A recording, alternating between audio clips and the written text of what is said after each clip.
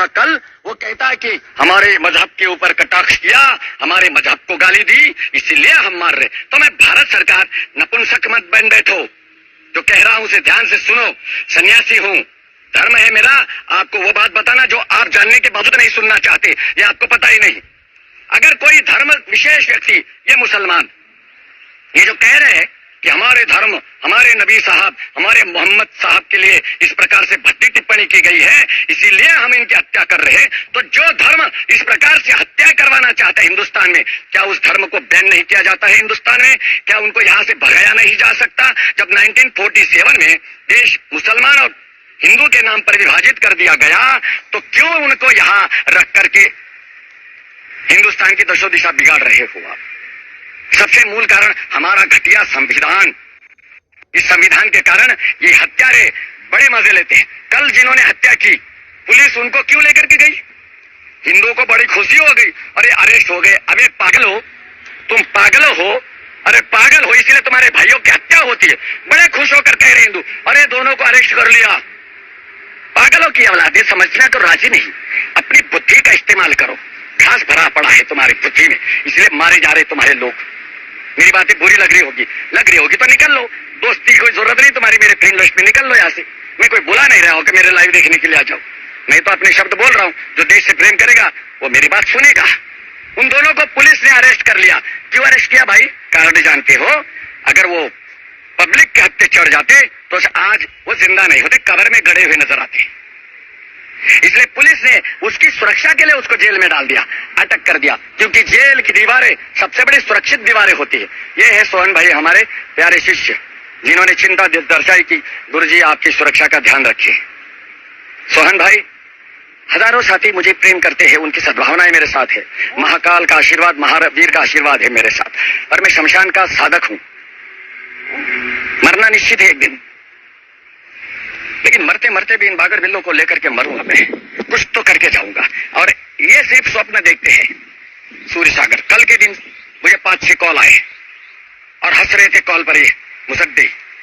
एक श्रीलंका से कॉल था जिसको मैंने अपने ग्रुप में ऐड किया, एक पाकिस्तान से कॉल था 92+, मजा ले रहे थे वे लोग। लेकिन उनकी माँ बहन बहुत अच्छे से ठोकता हूं मुझे, उसका बहुत अच्छे से, उसमें हमने भी PhD की है। उनको लगता है कि बाबा डर जाएगा। बाबा भले क्यों डरेगा? बाबा उसी दिन मर गया जिस दिन हमने अपने वस्त्र त्यागे।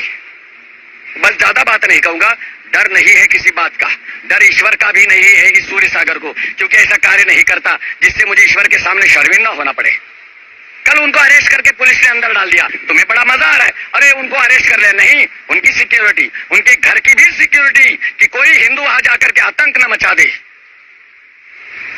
सुरक्षा की जरूरत उसके परिवार को थी जो मारा गया, लेकिन सुरक्षा उसको दी जा रही है जिन्होंने हत्या की। ये है कांग्रेस शासन प्रदेश। तुम लोग बड़ी राजस्थानी बड़े होशियारी मार रहे थे, कह रहे थे वसुंधरा तेरी खैर नहीं और मोदी तेरे से बैर नहीं। एक व्यक्ति को हराने के लिए तुमने अपनी पूरी बजा दी, महाराणा प्रताप को लज्जित कर दिया। महाराणा प्रताप जिन्होंने घास की रोटी खाई, अपना पुत्र अमर सिंह राठौड़ जिसको घास की रोटी खिलाई, लेकिन झुके नहीं वो, और तुम हरामखोर एक बोतल में बेच जाते हो, इसीलिए सत्ता आ गई कांग्रेस की। मर रहे हैं तुम लोग, मरोगे। और ये आ गया सोनू कुमार, ये क्या करते हैं ना, ये फेक आईडी बनाते हैं, आते हैं और देखो जैसे लाइव खत्म हो जाता है इनकी कमेंट कहाँ मालूम कौन से जन्नत की सवार कर लेती है, पता ही नहीं, दिखता भी नहीं है इनकी कमेंट। क्या मालूम कौन सा सिस्टम पालते हैं ये लोग। तुम्हें क्या लगा रहे सोनू टोनू ढोनू कि बाबा डर जाएगा? बाबा से बहुत डर लगता है तुम्हें। कल एक बागर बिल्ला श्रीलंका से, फर्जी नंबर तो हिंदुस्तान में बहुत सारे मिलते, श्रीलंका, अमेरिका, फलाना, हमको क्या पता नहीं है क्या? तुम जैसे चूतिया समझते हो क्या हमें? चूतियों की तो तुम औलादे हो, हम तो विद्वानों की और ताकतवरों की और सम्राटों की औलादे हैं, हम सब समझ जाते हैं। कल फोन करता है मुझे, कहता है वीडियो कॉल पर, लेकिन अपना थोबड़ा दिखाता नहीं। मैं तो बेबाक अपना थोबड़ा दिखा रहा हूं, देख ले मेरा शक्ल। कहता है तू राक्षस जैसा दिखता है। फिर कहता तेरी 4-5 तस्वीरें भेज। मैंने कहा तेरे बाप का दामाद बनाना है या तेरी बहन का पति अर्थात तेरा जीजा? ये ऐसे लोग हैं, इनको भला क्या डरना है? अरे मरते मर के भी इन्हें मारो। कुत्ते जैसे 100 साल जीने से बेहतर 4 दिन शेरों के जैसा जीवन जियो ना। 2 दिन तुम इस कन्हैया को याद रखोगे जैसे कमलेश तिवारी को तुमने 4 दिन याद रखा। और फिर लूडो खेलने लग जाएंगे। बहुत सारे ऐसे पागल है हमारे जो लूडो खेलते, मेरे को भी इनवाइट करते लूडो खेलने के लिए। ऐसा लप्पड़ मारने का मन करता है। अरे मैं सन्यासी हूं, तुम जैसे फालतू काम नहीं करता मैं। तो बस इतना ही कहूं, वहां पर इंटरनेट बंद कर दिया। इनकी औकात होती नहीं, इंटरनेट बंद कर देंगे। इसीलिए बंद कर देंगे क्योंकि डर जाते। जैसे फेसबुक पर हमारी रीच घटा दी जाती है, हमारी आईडी ब्लॉक कर दी जाती है, क्योंकि डरते हैं कहीं आवाज दूर तक न पहुंचे। और ये हकला तोतला डर गया, इंटरनेट बंद करवा दिया।